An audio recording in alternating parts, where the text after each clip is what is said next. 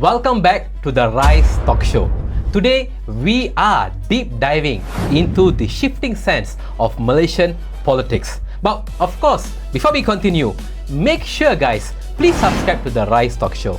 Hit the notification bell and follow us on all our social media platforms such as YouTube, TikTok, Spotify, and Instagram.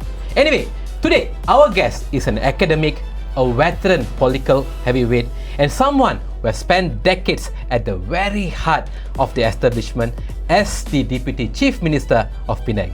But today, he has stepped outside the comfort of major coalition to spearhead a new movement called URIMAI. He is a leader who is forcing the country to confront uncomfortable questions about representation, race, and marginalization. So please welcome Professor Dr. P. Ramasamy. Professor. Thank you very much for inviting me. Alright, so today I have the honor to basically do a rigorous test on a professor. I was a former professor of political economy at University of Bangsar. And they call me professor, but then I tell them I'm no more professor. Okay. But the honor still lies. I can't use my term professor. They say, no, you're professor once, you're professor always. Yes, that's right. So I told them, I given up telling them not to call me professor. Okay. I mean, they can call me Ramasamy. That's my name given by my parents. If they want to call me doctor, because I have a PhD in political science, I leave it to them. Okay, alright. Prof, let's go into the questions. Alright, so you spent decades in DAP.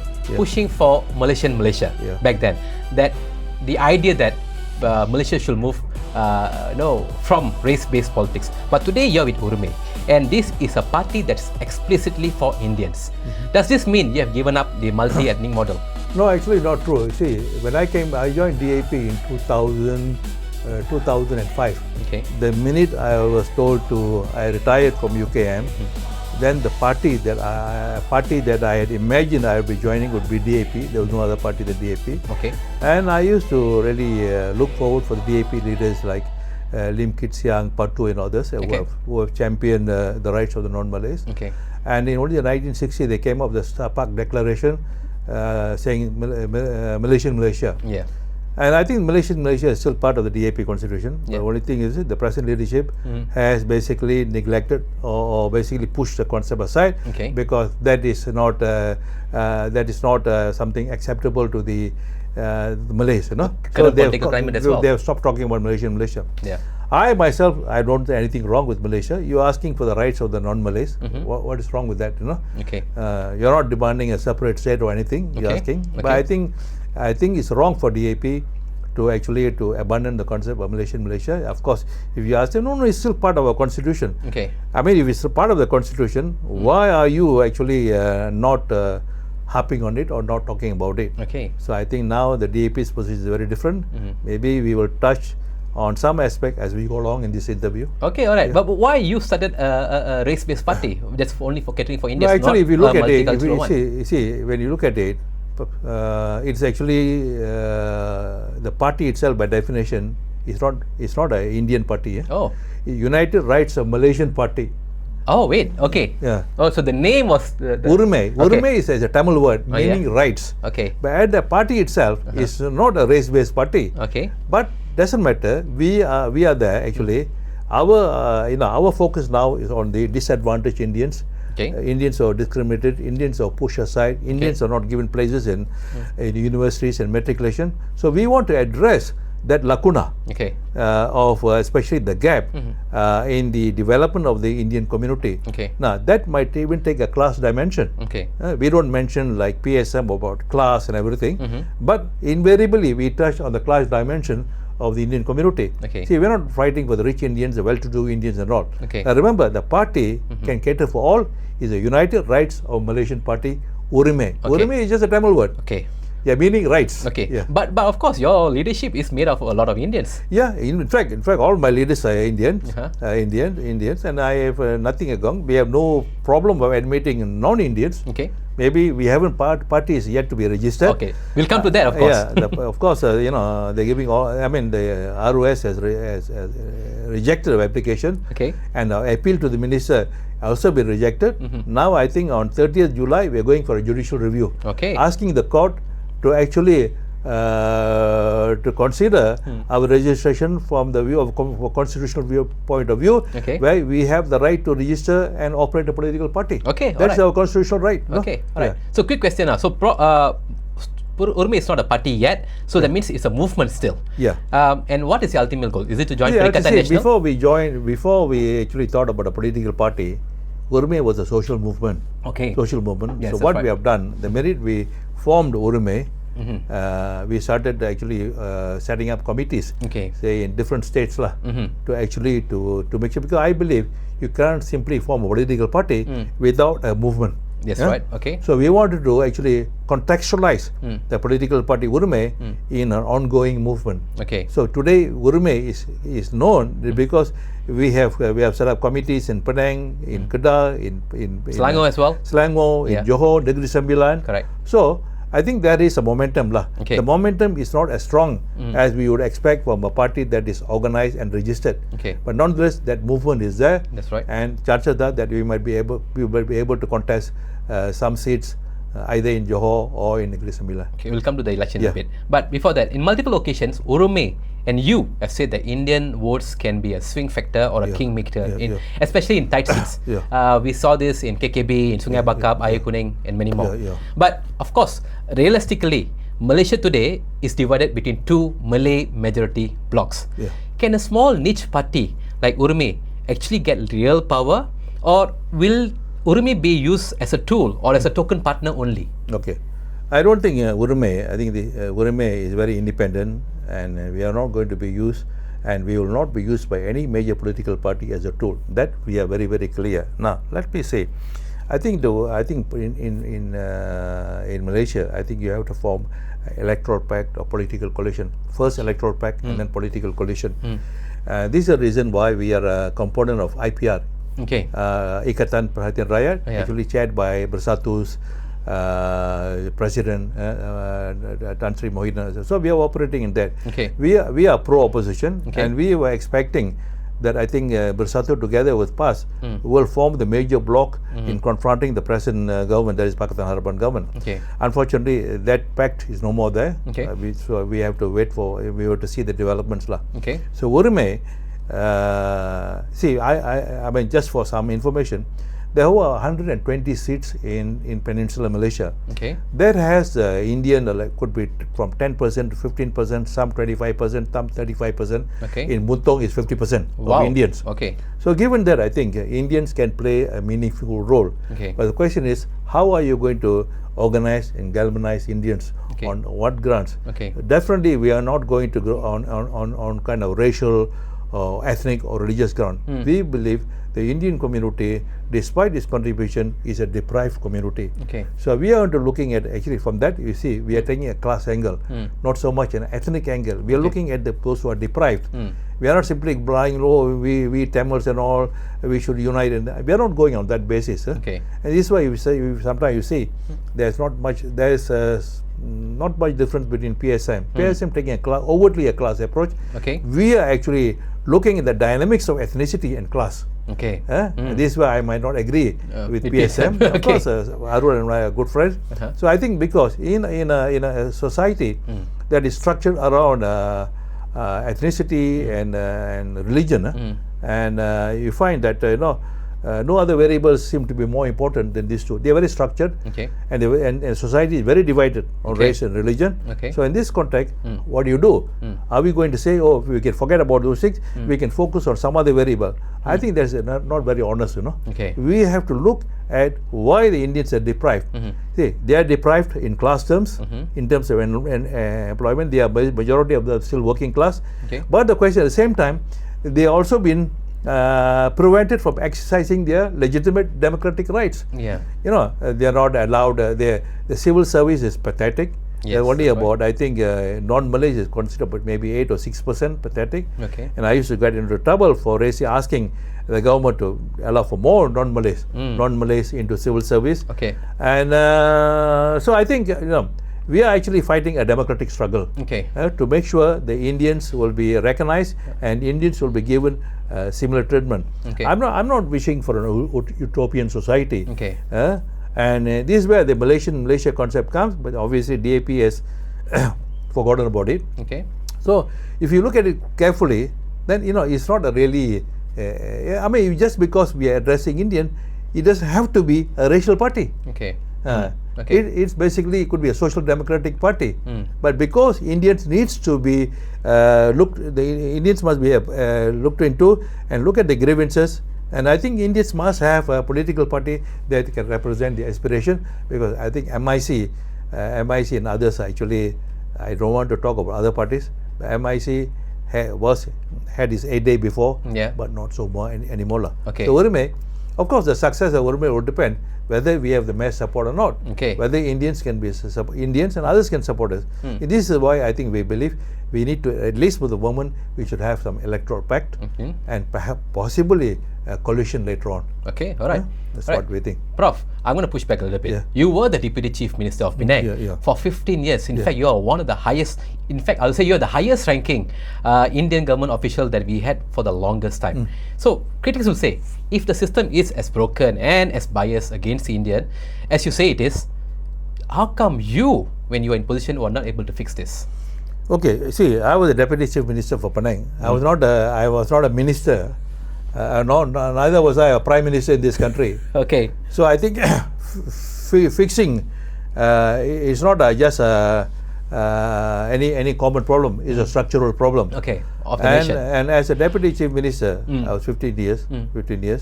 And I think there are a lot of things I have done in Penang, especially in revamping the human resource system, the various government agencies in the councils, to some extent, to allow for more non-Malay participation. Because in 2008, I looked at, the like PDC, PB and all. Basically, it was kind of mono-ethnic. There was sprinkling of Indians and Chinese. But that I improved the system because I was heading the human resource department. I also headed the science and technology, and also education and separate. But you must remember, these portfolios actually, they are federal portfolios. They are not state portfolios. Okay. I spent more time focusing on the Penang Hindu Endowment Board and trying to regularize the management of Hindu temples, increasing the revenue for the board, taking new lands, giving lands to deprived temple. And as a head of the Tamil School Committee, I looked into the provision of land for Tamil school. There were 28 Tamil schools in my time. I gave about 11. Not all the schools had their own land. So I gave about 10 schools, and some schools already had land. So now I think there's an EXCO member look into it. How successful he is, I'm not sure. I'm not sure. But 15 years, what I did basically, see, one thing is, Indians need visible political representation, and they should be led by Indians. And you asked me the question, URUMAI. He said, because, see, we cannot depend on, nothing wrong. I don't think it's wrong to expect, support and cooperation from Chinese-based parties. But I think Indian community must be led by Indians. That is a primary task. And how do you address issues like Tamil school, temples, and so on and so forth, if you don't have Tamil, leading Tamil, what they call it, Tamil community. So this is what we feel. URIMAI is still in a very nascent state. We don't know what is the future will be, but we continue to ensure that URIMAI will try to register the complaints and seek for a solution for the Indian problems in this country. Prof, let me just tell you a story. I was in Penang a couple of times, and when I speak to civil servants over there, especially the Indian ones, they basically have told me multiple times the reasons why they managed to get into civil servants in certain Penang agencies was because you managed to recommend them in. So that's one of the things that you did. The second one is basically you revive Hindu Endowment Board. That is a major thing that's currently giving us a structure of some form in Malaysia today. What happened, Sudan, when I took over the Deputy Chief Minister, in fact, this was in the aftermath of Indra. And after we won, we were forming the government, and I won the prize seat as well as the Batakawan parliamentary seat. Then we had our DAP meeting. In that meeting, I put forward the question, see, we just witnessed the Indra struggle. And I think in recognition of that, there should be a Deputy Chief Minister for Penang. In fact, the only Chief Minister, of course, he will be assigned to a Chinese candidate, and then Deputy will go to PKR. I say, what about Indians? No?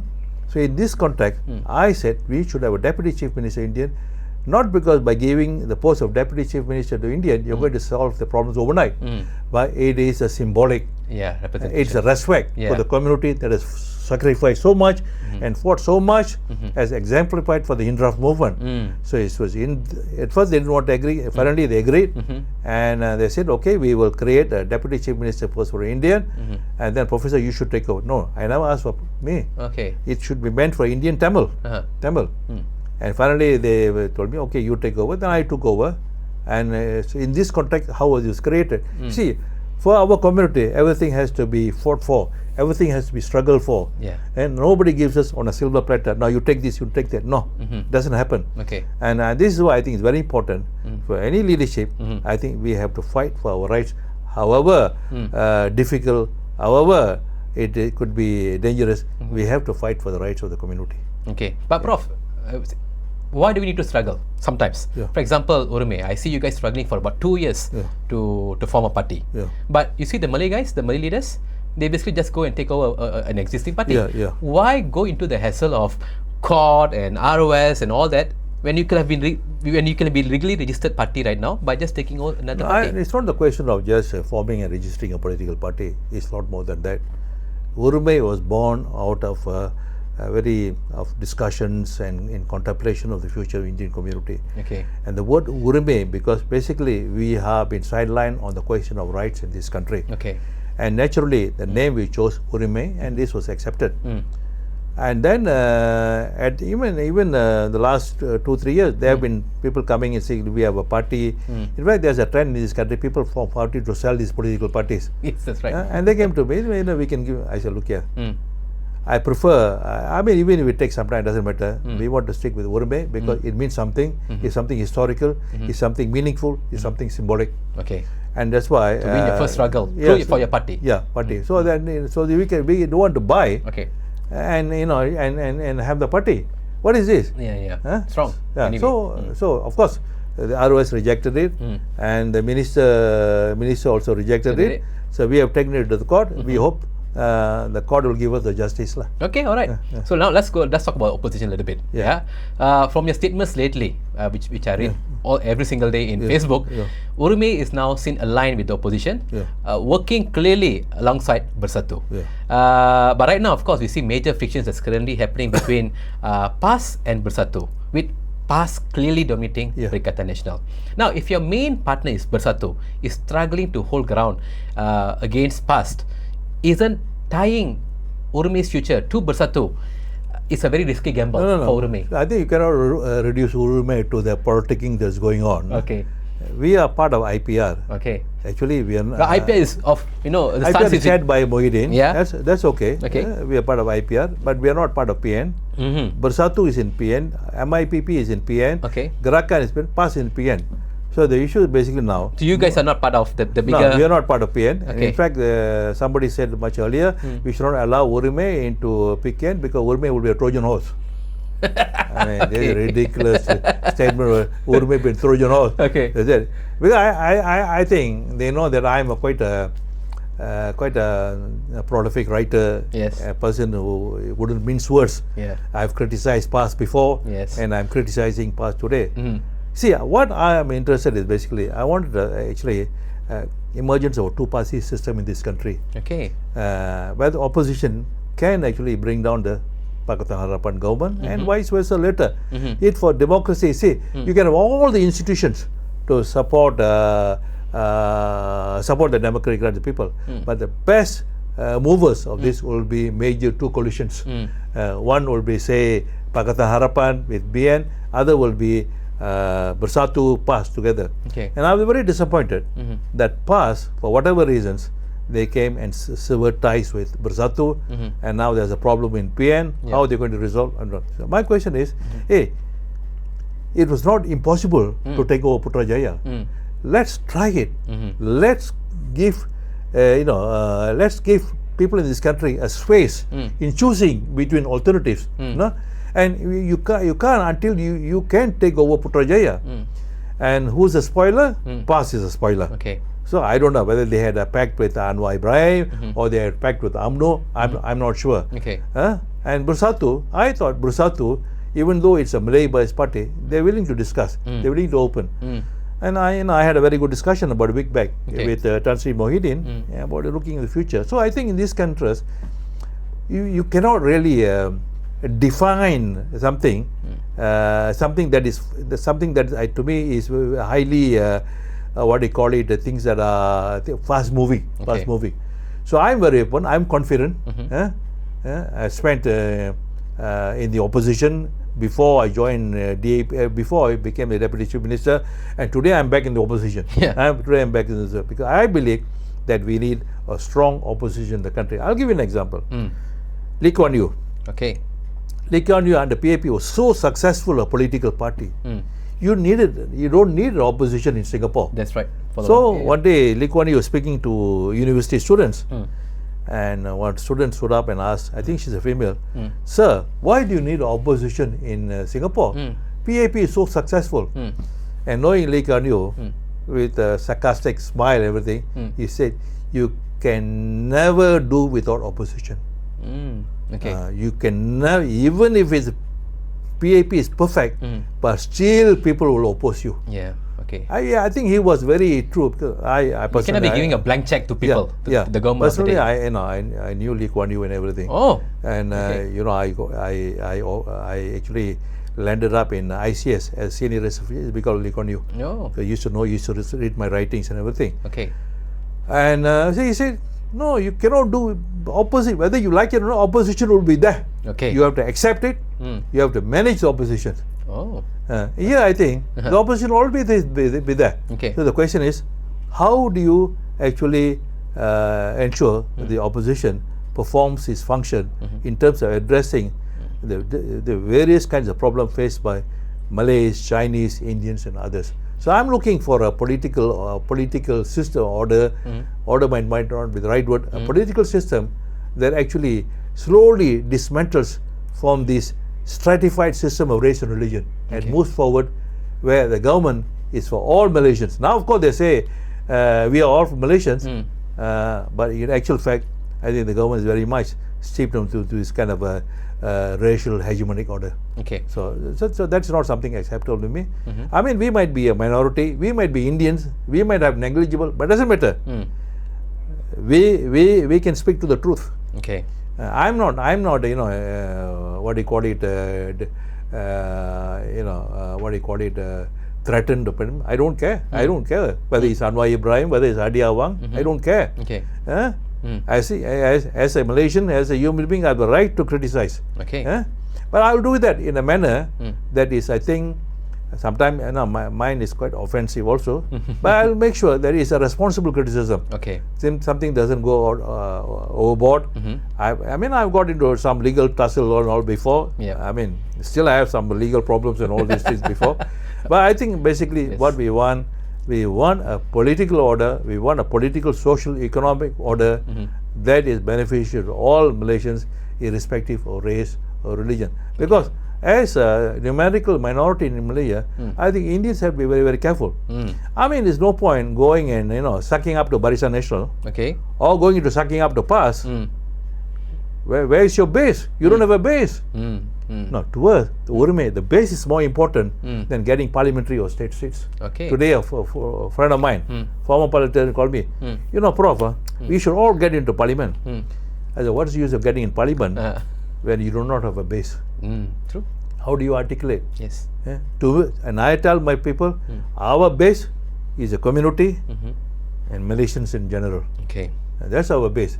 Never neglect your base. The minute you neglect the base, you will say, what they call it in Malaysia, sesat.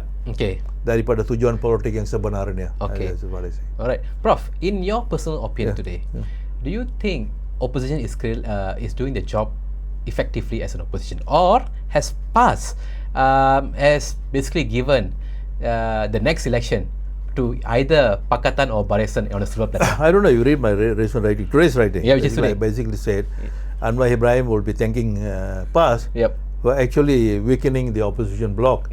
What he couldn't do, I think PAS has done it, and I'm sure UMNO will be happy. So I basically said we had an opportunity to strengthen the opposition bloc, the PN bloc, I think we lost it, and I think Do you think it can be revived? and I think so. I think so. And I'm very confident. I think, in fact, I told Muhyiddin, I think Bersatu, forget about it. We should go alone.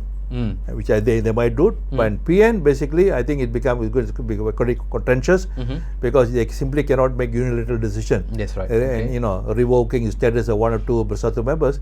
I think PN will be contested.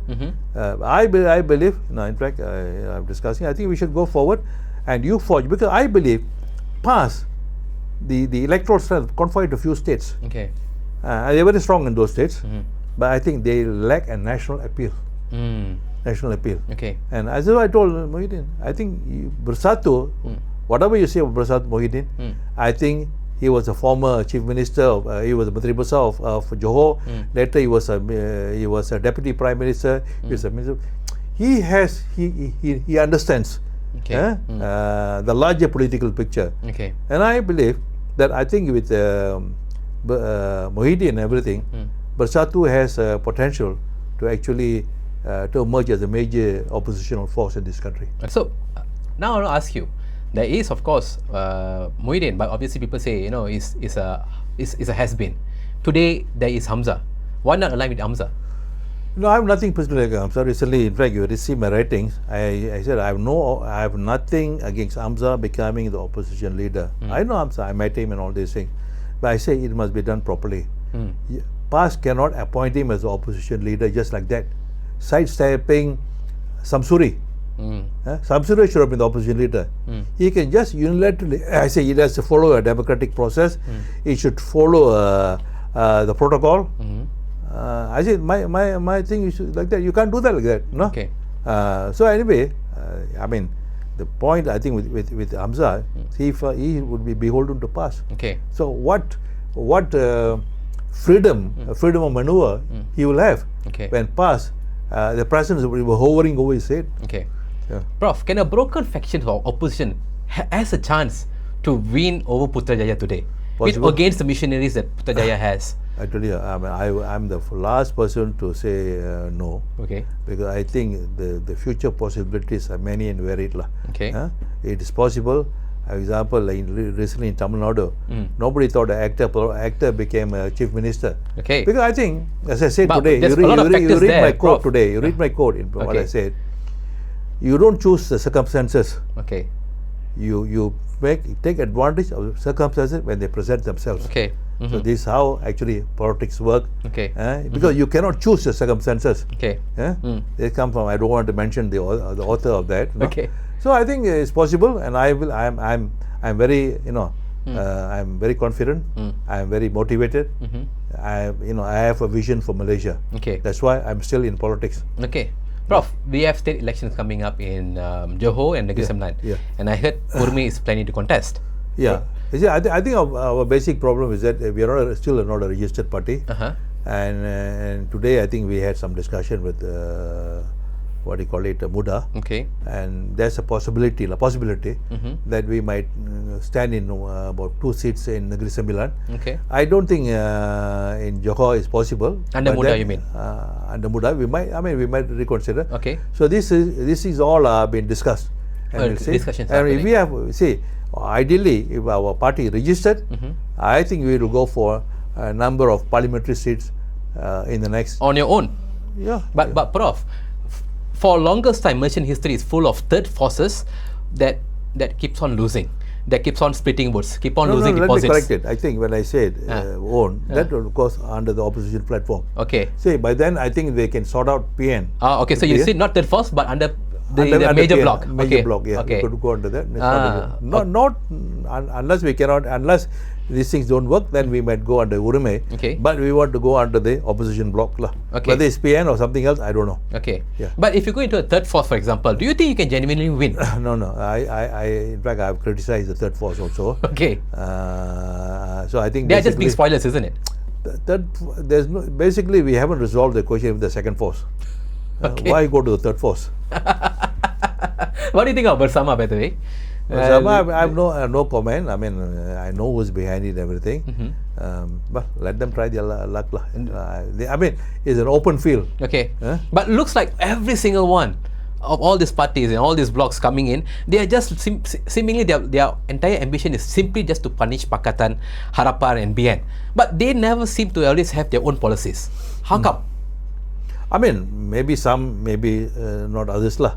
But we have a clear set of direction and policy. Okay. And we want to actually, we want to oppose Pakatan Harapan. There are reasons why we are opposing it. Okay. Because to me it is a hypocritical government. Nah? Okay. Says one thing and does another thing. Okay. And the DAP is actually a very, what I call it, is a phony multiracial party. Okay. And so is PKR. Okay. So we don't see. I am all for multiracial, but it must be genuine multiracialism. Okay. It cannot be phony multiracialism. Okay. It cannot be what do you call it, hypocritical multiracialism. Okay. This is DAP. What do you mean by that? I mean, explain that further. What do you mean phony multicultural? Okay, they are the government of the day who serve the entire multicultural community, right? That's what they serve, and what they say and what they do is two different things. Okay. Let me give you the example. Okay. I'm in the DAP. I think as a member for 18 or 19 years. Wow. Okay. And there's some Indians are promoted here and there, but they all belong to the Chinese leadership.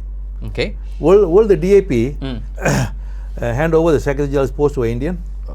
But we have a DAP chairman who's He's just a person with no power. Okay. Okay. I mean, I have nothing against him. Okay, Chief Minister in Penang. Will they appoint an Indian as Chief Minister? No. What's it? Ram Kappa was not chosen, even though he won the highest vote. They won't choose. Okay. Because they understand. I think they still operate on the Chinese factor. Yeah. And PKR, I don't have to mention anything about PKR. Okay. Is a foregone conclusion. Okay. It's basically a zero multiracial party. It's more behaves like AMNO. Yesterday. So how can they talk about multiracialism when Okay. actually the multiracialism is not practiced in their respective political parties? But that's parties, Prof. They might have their own race-based initiatives and policies. But when you look at the government, though, they serve the multicultural. These parties got together, they form the government. Okay. Okay. Yeah. It's not the government form the political parties. They form the government. Okay. And they are supposed to translate whatever program is. Okay. What about the reforms proposed by Anwar? Okay. We are talking about hardcore institutional reforms. Yeah. He's talking about small thing and say these are reforms. Okay. Come on, we are not fools, lah. Okay. And DAP is supposed to actually, the UEC has not been resolved actually. They gave some token places for UEC graduates. Okay. The disaster they experienced in Sabah is telling. Okay. The DAP is actually a powerless political party in the country. Okay, Prof, I want to play devil's advocate here. The current government says its policy is to help all Malaysians, regardless of race. If you are B40, you get help whether you're Chinese, Malaysian, Indian. For example, UEC, for example, that's mainly for Chinese only. Whereas today, in today's era, we're supposed to look at the entire multicultural. Aren't we supposed to have a race-blind policies in this era? Why do Indians still need to go against specific race-based policies? If there is racial discrimination, so basically Indians are responding to the kind of policies that have been practiced. Okay. And students getting 10 A's are restricted from applying for matriculation. After so many years, still Anwar endorses the 90-10 ratio for matriculation. Isn't it absurd? Isn't this something that should be rejected? I'm not asking for 50-50, 50% Malays, 50% Bhumiputra, 50% non-Malays. Hey, give some relaxation. Yeah. At least Najib created something out of the ratio to allow more Indians and Chinese students. Yeah. But even Anwar is not bold enough to think out of the box coming to matriculation. Hey, 90% of the civil service, about 1.5 million are Malays. Hey, we are not asking for 50-50, but gradually try to increase the non-Malay participation. Okay. So when getting licenses, getting permits, all are restricted, and I think the Chinese because of their superior economic power, they can overcome this gap. Okay. India not in that position. Okay. The majority of them are the working class. So Indians are angry. I mean, they can talk about all these, all-encompassing policies. We have everything be taken care. It's well and good, well and nice, but is this translated in reality? That's my question. Okay, all right. So, Prof, just now you spoke about in India politics, TVK, and India politics, the biggest factor why they won was because of the youth, right? But in today, I had guests in my show, the youth who came in and said they are very cynical of today's party, Indian parties basically. They are politically homeless, they are politically detached. These are the things that they say. Today, the youth of today, they care more about about their home, about making ends meet, about the gig economy, about digital jobs. They don't really connect with the old ethnic politics of especially the Indian politics of the 80s of the 90s.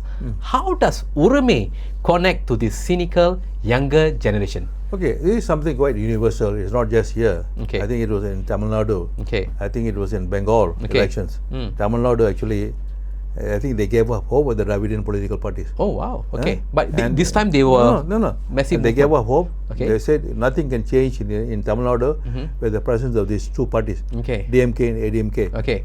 Then comes Vijay. Okay. See, Vijay is again, he didn't create the circumstances. Circumstances were there. Okay. He wrote on the circumstances Okay. to become. You see, and even our friend, what they call it, the Indian actor, what's his name, the famous fella? Simon. No.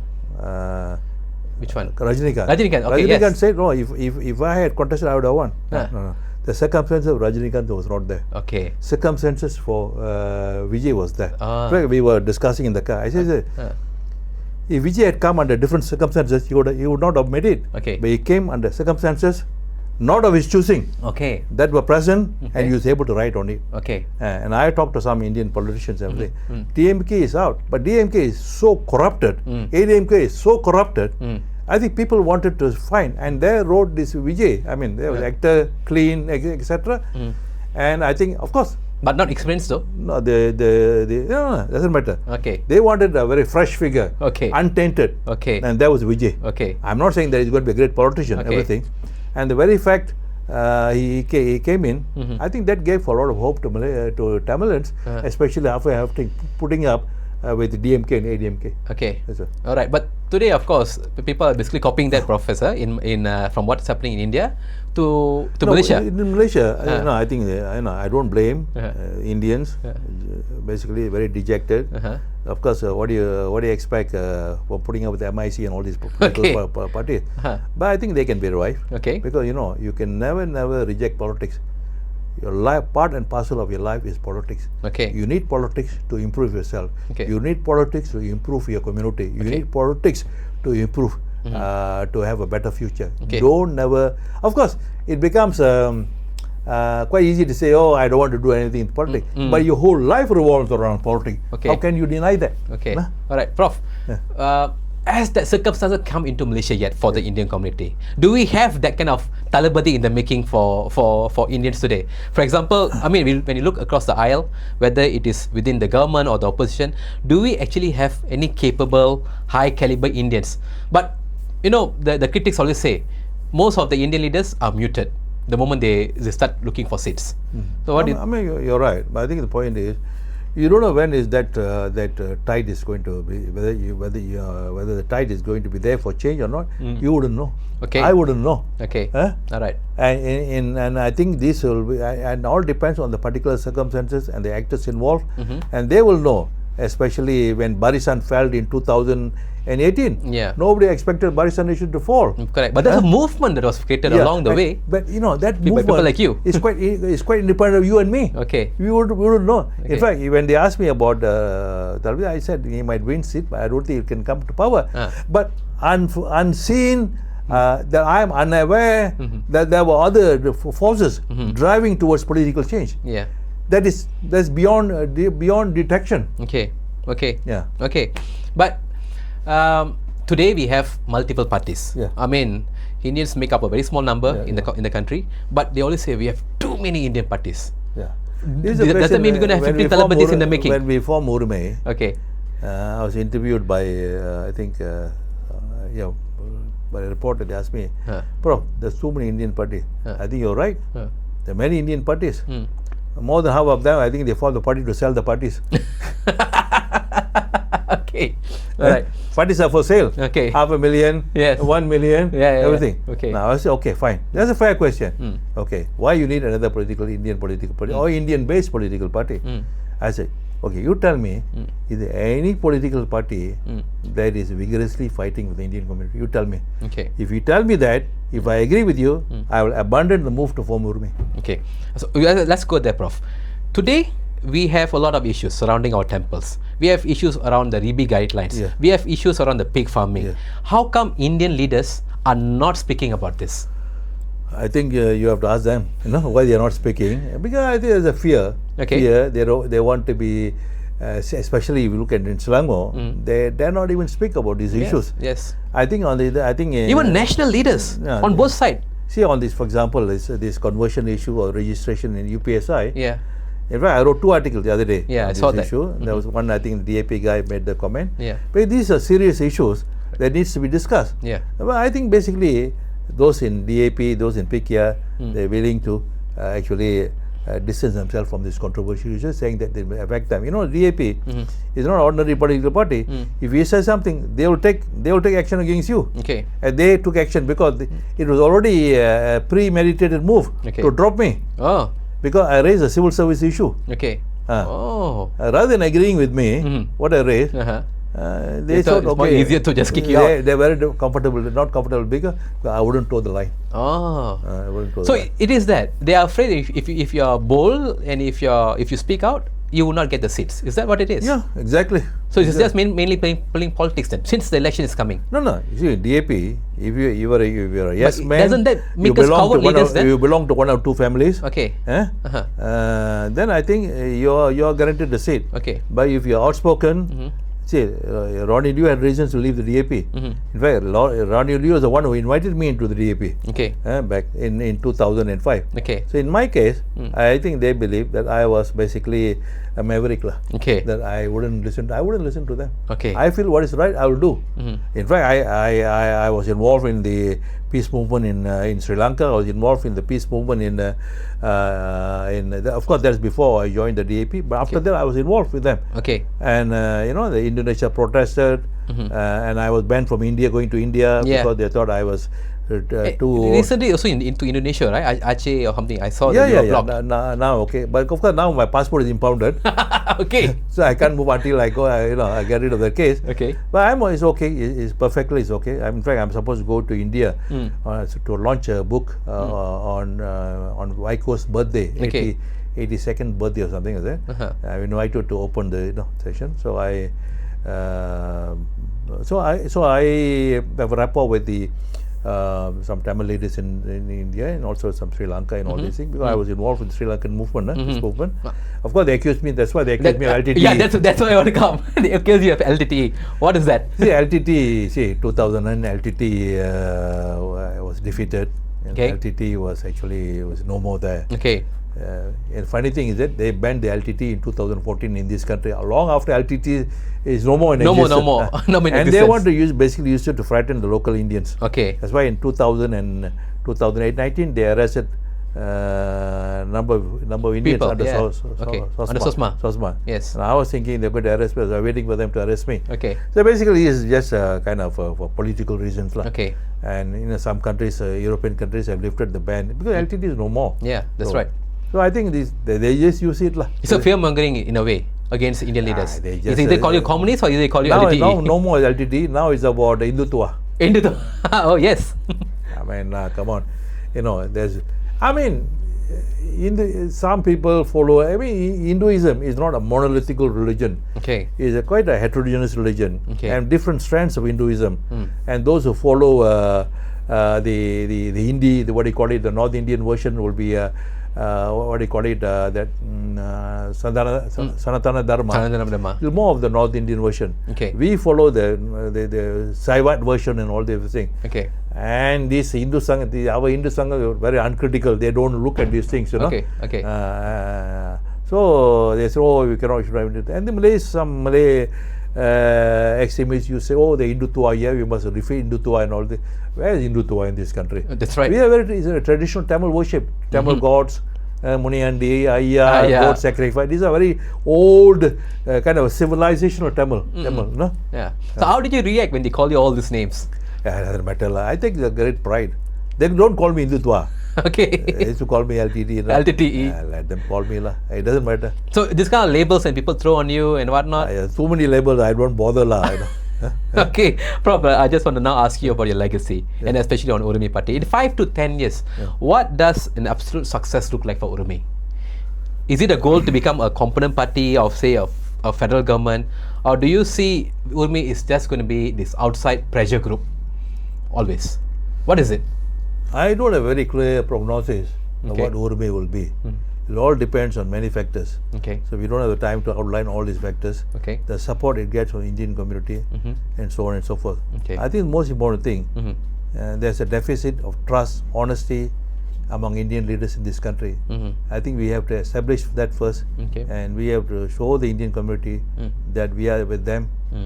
I think let's what do you call it, re-establish what has been lost in the community. Okay. I think that would be a good start rather than telling where we'll end up. Okay. All right, let me just go somewhere closer.